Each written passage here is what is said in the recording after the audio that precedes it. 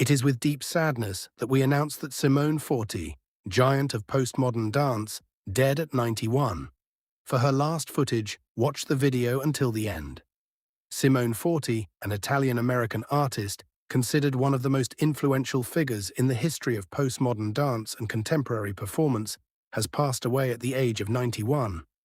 The news of her passing marks the end of an artistic journey that, over the course of more than 6 decades, profoundly transformed the way we conceive of movement, the relationship between body and space, and the dialogue between dance, visual arts, music, and improvisation.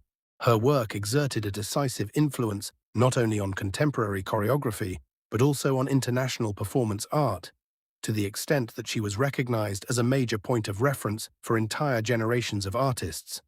The Raffaella Cortesi Gallery, which began representing her in 2026, following the closure of the Box LA, honored the artist with a message of condolence, emphasizing that Forti's legacy will be preserved by the Simone Forti Art Trust. We remember Simone with affection, admiration, and deep gratitude, and we are committed to carrying on the legacy of his extraordinary work, reads the statement released by the Milanese Gallery.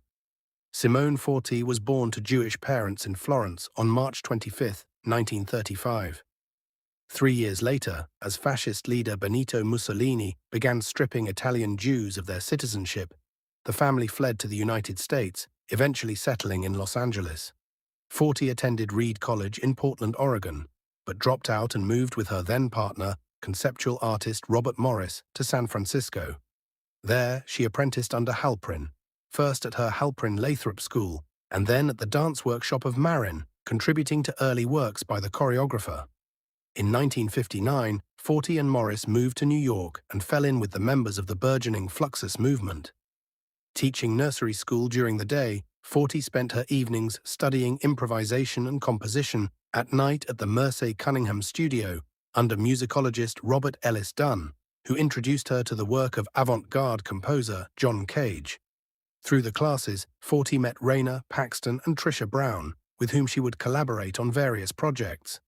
Forti presented her Dance Constructions, first at the Rubin Gallery in Soho, as part of a group exhibition with Jim Dine and Klaus Oldenburg, and then at Yoko Ono's Chambers Street loft, dancing alongside Morris, Paxton, Raina, and Carl Lehman Haupt. The performers had only to abide by a brief set of instructions laid out by Forti, but otherwise were free to improvise.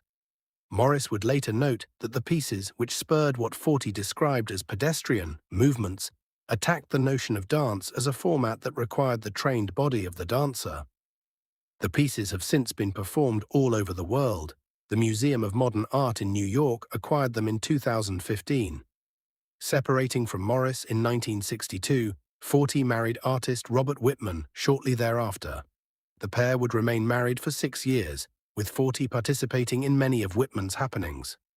Following their divorce, she spent 1968 in Rome, where the Arte Povera movement was in full swing. Forti became fascinated with the animals in the city's zoo, drawn to their repetitive pacing movements. She would go on to incorporate these into her own work, in pieces such as 1975's Big House, on which she collaborated with musician Peter Van Riper, to whom she was married from 1974 to 1981, and 1976's Planet, in which several of a group of roughly 40 performers imitate the motions of various animals. The concept of responding to a thing or prompt would fascinate Forti all her life. In the 70s, with the help of artist and physicist Lloyd Cross, she created a series of small-scale holograms of her own body that were activated by the presence of the viewer, who set them into motion by circling them.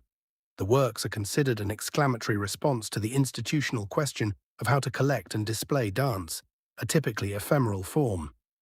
The 80s found Forti, now teaching at New York School of Visual Arts, creating a new dance form, logomotion, which blended speech and dance. From this grew her news animations, in which she also spoke, this time responding directly to headlines about such topics as politics and climate change. Around this time she assembled her own dance ensemble, Simone Forti and Troupe, which performed throughout the US through the end of the decade. Forti spent most of the 90s living near Paxton in rural Vermont, where she continued to develop work, travel, and teach. At the end of the decade, she moved back to Los Angeles to take care of her mother. She would remain there for the rest of her life, teaching improvisation at UCLA and developing new works. She was represented by experimental gallery The Box from 2009 until its closure earlier this year, when she jumped to Raffaella Cortese.